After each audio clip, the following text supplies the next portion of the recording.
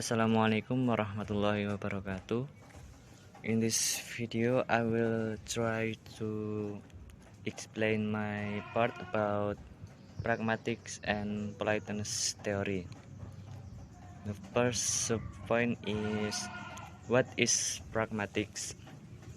Pragmatics can be interpreted as requests for information or as complaints or even reprimands. But this depends on the social relationship between the participant and background expectation. Pragmatics deals with the analysis of meaning in interaction. Therefore, context is clearly very important in interpreting what is meant, whereas pragmatic extends the analysis of meaning beyond grammar and word, meaning to the relationship between participant and the background knowledge they bring to a situation.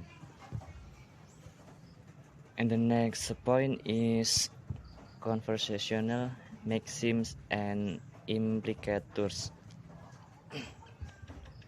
In pragmatics, there are rules or principles to explain basic assumptions about interaction. These rules or principles are then called maxims. And there are four maxims that have been formulated in this section, of which are: first is quantity.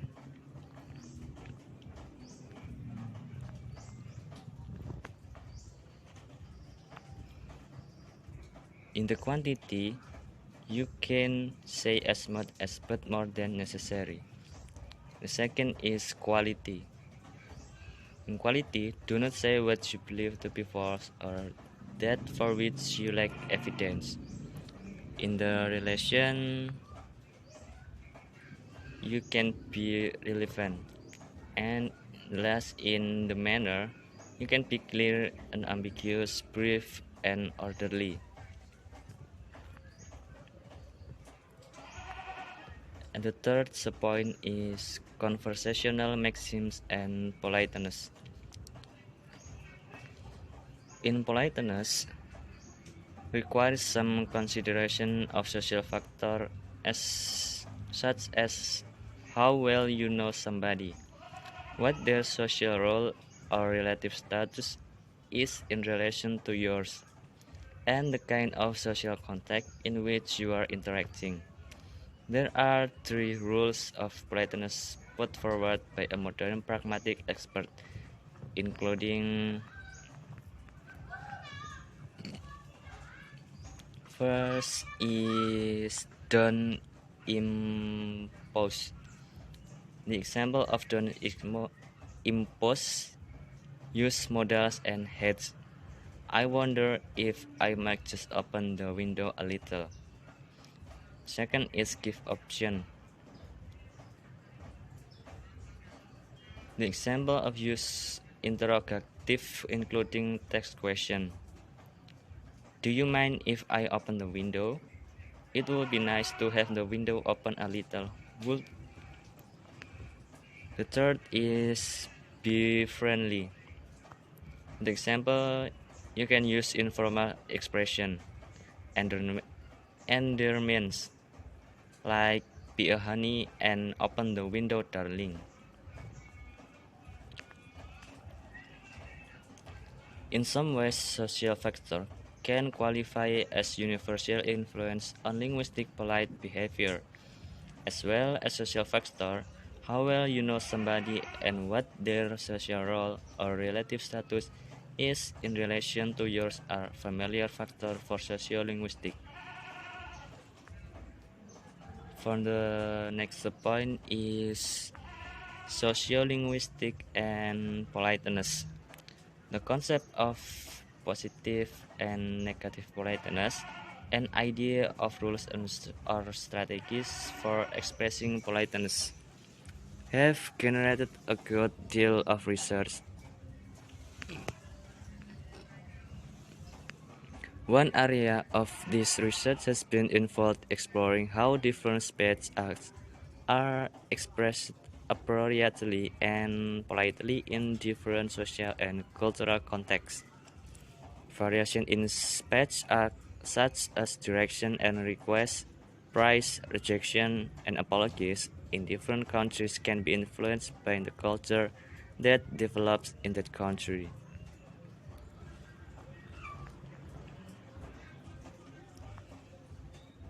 Certain pragmatic device or even speech acts can be used more often by certain ethnic group or certain social group with certain context as well.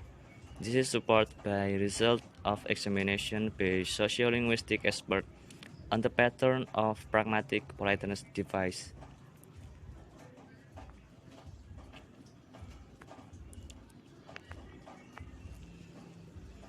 Politeness theory has come in for a good deal of criticism in recent years, especially from sociolinguists.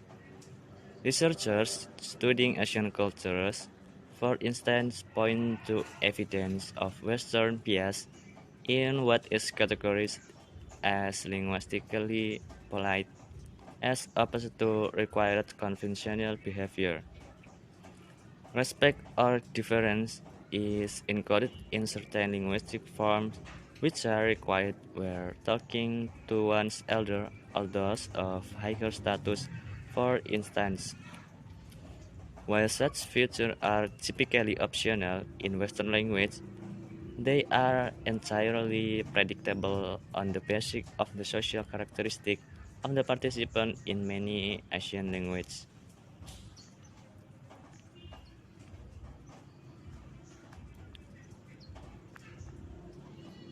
Recent research in the area of politeness has focused on distinguishing unmarked, conventionally appropriate linguistic behavior from marked behavior, including deliberately impolite utterance, insulting comments about people's intelligence, appearance, and rhetorical skills, which would cause great offense in other contexts, are regarded as normal and appropriate, which elicit laughter rather than outrage.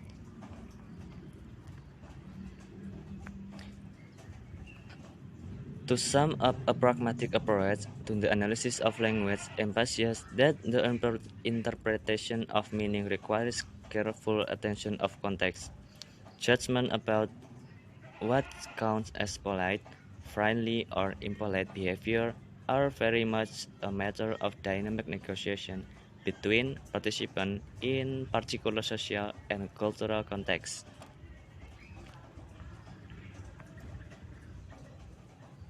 As good deal of pragmatic research has tended to concentrate on the analysis of speech acts and even on features of single utterance or very short exchange. By contrast, the ethnography of speaking framework, which is described in the next session, focus rather on speech even as a whole and embrace the total social and cultural setting as component in the analysis. I think that's enough from me.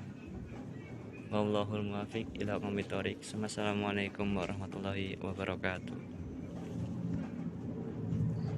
Assalamualaikum warahmatullahi wabarakatuh. Hello my friends. Here I want to tell you about ethnography of speaking. So, what is ethnography of speaking? Yaitu an approach to analyzing language which has been designed to heighten awareness of culture-bound assumptions. Jadi maksudnya yaitu pendekatan untuk menganalisis bahasa yang telah dirancang untuk meningkatkan kesadaran akan asumsi yang terikat budaya. Selanjutnya yaitu komponen of speaking. Nah, ethnography of speaking itu mempunyai beberapa komponen. Di antaranya yang pertama, genre or type of event atau jenis acara seperti phone call atau panggilan telepon, conversation atau percakapan, business meeting atau pertemuan bisnis, lesson pelajaran, interview wawancara, dan blog. Komponen selanjutnya yaitu topik atau apa yang dibicarakan orang seperti holidays atau liburan, sports, olahraga, social linguistic, and politik.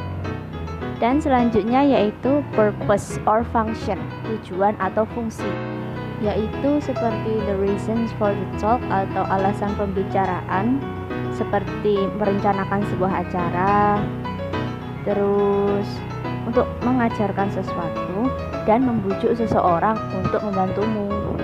Selanjutnya yaitu setting where the talk takes place atau tempat percakapan berlangsung, seperti at home di rumah, in classroom dalam kelas, atau in office di dalam kantor. Nah, selanjutnya yaitu key or emotional tone, itu nada atau emosi seperti serius, bercanda, dan sarkastik. Selanjutnya yaitu participants atau karakter atau orang-orang yang terlibat dalam percakapan, yaitu sangat beragam, misal dalam rentang usia, jenis kelamin yang berbeda, status sosial. Selanjutnya yaitu message form atau bentuk pesan, seperti telepon, letter, surat, email, atau surat elektronik, dan ragam bahasa seperti nonverbal. Selanjutnya yaitu message content atau isi pesan, seperti organizing a time for a football match, mengatur waktu pertandingan sepak bola, describing how a tap works, menjelaskan kerja keran, dan lain sebagainya. Dan selanjutnya yaitu X sequence or ordering of speech acts, atau urutan tindakan seperti greetings atau salam, meeting turn taking rules, pertemuan, dan ending a telephone conversation atau mengakhiri telepon. Yang selanjutnya yaitu rules for interaction atau aturan berinteraksi, seperti who must respond to a celebrant at the wedding, who must speak first, siapa yang harus bicara dulu, siapa yang harus menanggapi. Komponen yang terakhir yaitu norms atau norma, yaitu the common knowledge and shared understandings of the relevant cultural presuppositions, yaitu pengetahuan umum tentang peranggapan budaya yang relevan. Okay, that's all from my explanations. If I have many mistakes, please forgive me. As I say, Wassalamualaikum warahmatullahi wabarakatuh. See you and have a great day. Interactional linguistic. Interactional sociolinguistics is an approach to analyzing discourse. Interactional sociolinguistics typically make use of the detailed tools of conversation analysis, paying careful attention to turn-taking behavior, hesitation, pause, and paralinguistic behavior. In analyzing any interaction from an interactional sociolinguistic perspective, the researchers look for contextualization, choose features by which speaker signal and listener interpret what the activity is, how the semantic content is to be understood, and how each sentence relates to what precedes or follow. Thank you. Bismillahirrahmanirrahim. Assalamualaikum warahmatullahi wabarakatuh. Hello, my name is Wahyu Prasetyawan, and this task I will explain about conversation analysis or CA atau analisis percakapan. Dalam sosiolinguistik, analisis percakapan juga disebut percakapan dalam interaksi dan etnometodologi adalah studi tentang pembicaraan yang dihasilkan dalam proses interaksi manusia. Sosiologi Harvey Sachs pada 1935 sampai 1975 umumnya dikreditkan dengan pendiri disiplin. Masalah utama dalam analisis percakapan, kata Brian Bridge, adalah pandangan percakapan sebagai untuk pembicara yang paling dasar, Analisis percakapan adalah cara utama orang berkumpul, bertukar informasi, bernegosiasi, dan memelihara hubungan sosial. Lalu agency pairs.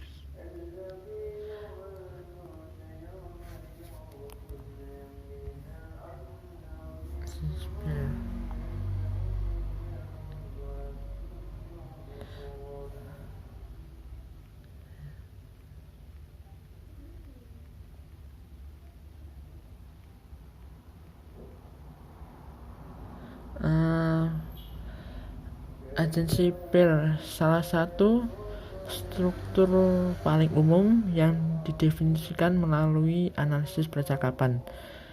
Analisis adalah pasangan kedekatan yang merupakan jenis ucapan berurutan panggilan dan respon yang diucapkan oleh dua orang yang berbeda. Berikut beberapa contohnya.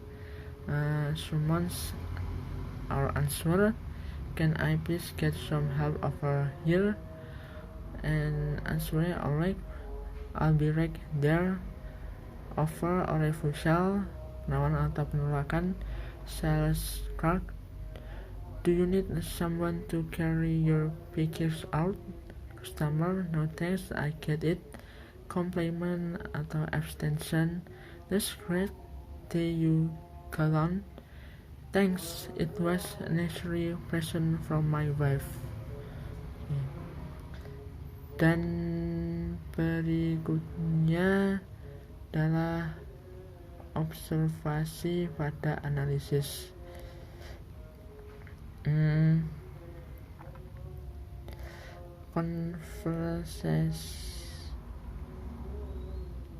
Conversation analysis. Observation and conversation analysis. Pengamatan pada analisis percakapan adalah pendekatan ilmu sosial yang bertujuan untuk mendeskripsikan, menganalisis, dan memahami pembicaraan sebagai fitur dasar konstitutif dari kehidupan sosial manusia. CA adalah tradisi yang berkembang dengan baik dengan serangkaian metode dan prosedur analisis serta jumlah besar temuan mapan. Pada intinya, analisis percakapan adalah seperangkat metode untuk bekerja dengan rekaman audio dan video percakapan dan interaksi sosial. Metode ini dikerjakan dalam berbagai percakapan paling awal studi analisis dan tetap sangat konsisten selama 40 tahun terakhir. Penggunanya yang terus-menerus telah menghasilkan banyak temuan yang saling terkait dan saling mendukung. Pada intinya, analisis percakapan adalah seperangkat metode untuk memahami rekaman video percakapan interaksi sosial.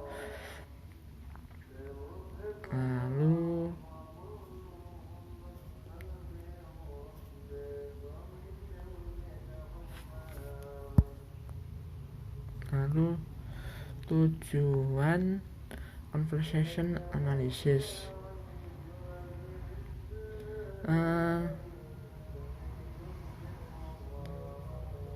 CA adalah studi tentang percakapan dalam interaksi yang direkam dan terjadi secara alami.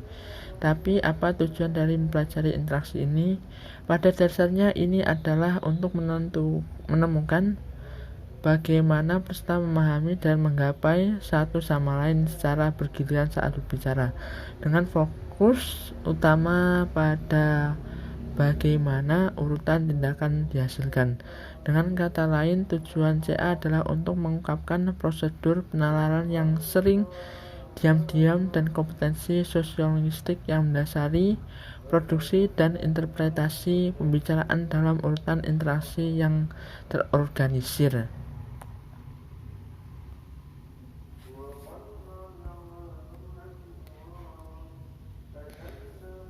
Respon kritik conversation analysis. Banyak orang yang melihat conversation analysis dari luar dan kagum dengan sejumlah fitur dan praktek conversation analysis. Bagi mereka tampaknya conversation analysis menolak untuk menggunakan teori yang tersedia tentang perilaku manusia untuk mendasari atau mengatur argumennya, atau bahkan untuk membangun teori sendiri. Lebih jauh, tampaknya tidak mau menjelaskan fenomena yang dipelajari dengan menggunakan faktor-faktor yang jelas seperti sifat dasar, peserta, atau konteks kelembagaan dari interaksi, dan akhirnya sepertinya terobsesi dengan detail materialnya. Kesan-kesan ini tidak terlalu jauh dari sasaran, tetapi masalahnya adalah mengapa conversation analysis menolak untuk menggunakan atau membangun teori, mengapa ia menolak penjelasan interaksi eksternal, dan mengapa ia terobsesi dengan detail. Jawaban singkatnya adalah bahwa penolakan dan obsesi ini diperlukan untuk mendapatkan gambaran yang jelas tentang fenomena inti CA, organisasi perilaku di dalam situs ini, dan terutama percakapan dalam interaksi. Jadi CA bukanlah sebuah teoritis, tapi memiliki konsepsi yang berbeda tentang bagaimana berteori tentang kehidupan sosial. Oke, itu saja, sekian dari saya. Akhirul kata, wassalamualaikum warahmatullahi wabarakatuh. Oke, di sini saya akan menjelaskan tentang critical discourse analysis atau analisis wacana kritis. Critical discourse analysis (CDA) is an interdisciplinary approach to the study of discourse that view language as a form of social practice. Scholars working in the tradition of CDA generally argue that non-linguistic social practice and linguistic practice constitute one another on focus in investigating how society's power relations are established and reinforced through language use. In this sense, it differs from discourse analysis in that it lacks issue of power asymmetries, manipulation, explanation, and cultural and British elements such as education, media, and politics. Analisis wacana kritis (CDA) merupakan pendekatan interdisipliner untuk mempelajari wacana yang memandang bahasa sebagai bentuk praktik sosial. Para sarjana yang bekerja dalam tradisi CDA umumnya berpendapat bahwa politik sosial, non-linguistik, dan praktik linguistik merupakan satu sama lain dan fokus pada penyelidikan bagaimana hubungan kekuasaan masyarakat dibangun dan diperkuat melalui penggunaan bahasa. Dalam pengertian ini, analisis ini berbeda dari analisis wawancara yang mayoriti masalah asimetri kekuasaan, manipulasi, eksploitasi, dan ketidakadilan struktural dalam domain seperti pendidikan, media, dan politik. Dan background of the critical discourse analysis atau latar belakang analisis wacana kritis, yaitu critical discourse analysis emerged from critical linguistics developed at the University of East Anglia by Roger Fowler and fellow scholars in the 1970s, and the term of now often interchangeable. Research in the field of sociolinguistics was paying little attention to social hierarchy and power. CDA was first developed by the Leicester School of Linguistics, of which normal function was the most prominent feature. Ruth Wadak has also made a major contribution to his field of study.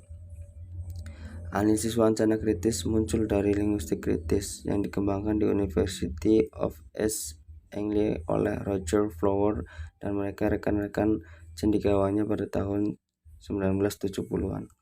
Dan istilah-istilah tersebut sekarang sering dapat dipertukarkan. Penelitian di bidang sosiolinguistik kurang memperhatikan hierarki sosial dan kekuasaan, CDA pertama kali dikembangkan oleh Sekolah Ahli Bahasa Lancaster, di mana Norman Verloc adalah tokoh yang paling menonjol. Ruth Wodak juga memberikan kontribusi besar dalam bidang studi ini. Kemudian methodology of critical discourse analysis. CDA is an application of discourse analysis. It is generally agreed that method from discourse studies, the humanities and social sciences may be used in the CDA research. This is on the condition that it's able to adequate and relevantly produce insight into the way discourse reproduce analyze social and political equality.